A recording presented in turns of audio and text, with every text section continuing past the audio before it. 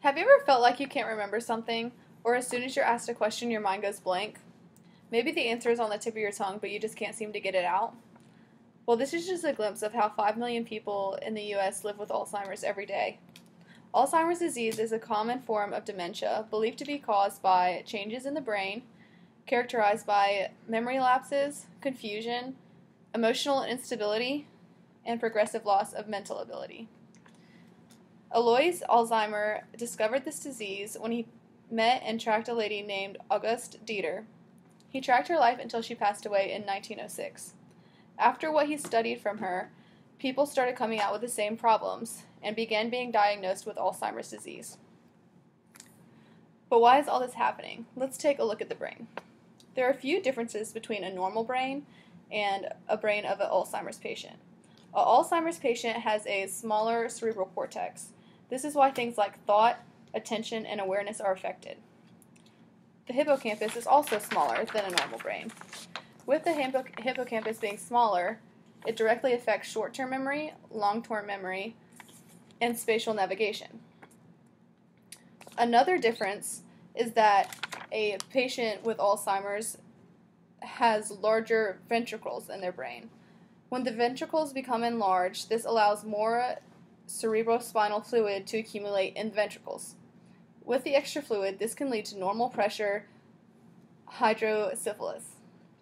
NPH is very common in Alzheimer's patients, which is why they may have difficulty walking, a decline in thinking skills. Researchers are still trying to uncover the real root of Alzheimer's disease, but according to Understanding Alzheimer's, as of 2012, they do know of a couple factors, one of which is age, which is the biggest risk factor for developing Alzheimer's disease. Family history is also a risk factor. People who have a parent or sibling that has Alzheimer's disease are 2 to 3 times more likely to develop the disease themselves. More recently, researchers have been studying other things that may also affect developing this disease. The more recent theory is that Alzheimer's disease is a buildup of proteins in the brain.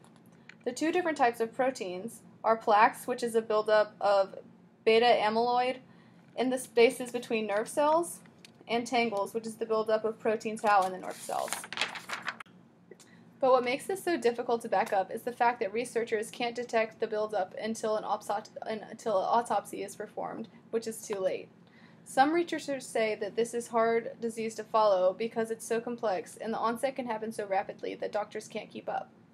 But where there is causation, there is also prevention, and these are a few to name. A lifestyle change such as exercise, healthy diet, avoiding alcohol and tobacco, staying socially active, and staying mentally stimulated. Now that we have a basic concept of what Alzheimer's is, let's look at who's affected. According to Caroline Dean, Everything Alzheimer's book in 2003 states that every 67 seconds in the U.S. someone starts developing Alzheimer's. More than 5 million Americans have this disease, and approximately 500,000 people die because of it. For every 3 senior citizens, 1 dies of Alzheimer's, and it's the 6th leading cause of death in the U.S. In 2013, it was estimated that 15.5 million caregivers clocked 17.7 billion hours of unpaid care valued at about $220 billion.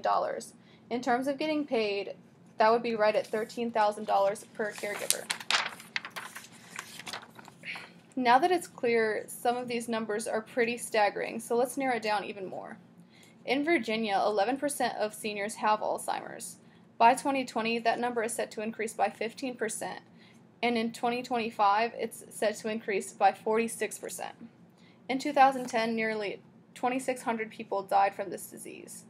By now, it should be pretty clear that this is a disease that not only affects the patient, but also affects the people around them. Unfortunately, there is no treatment for this disease, but there are ways to manage it. In 2010, Gene Carper wrote a book titled 100 Simple Things That You Can Do to Prevent Alzheimer's. And while there were definitely a lot of suggestions, there was also a few on how to help manage this disease. Some management tips are to maintain a good quality of life, to maximize daily activity, to keep up a good mood, and to maintain a safe environment. In conclusion, I hope you have all found learning about this topic a little interesting and that you are more informed and aware of Alzheimer's disease.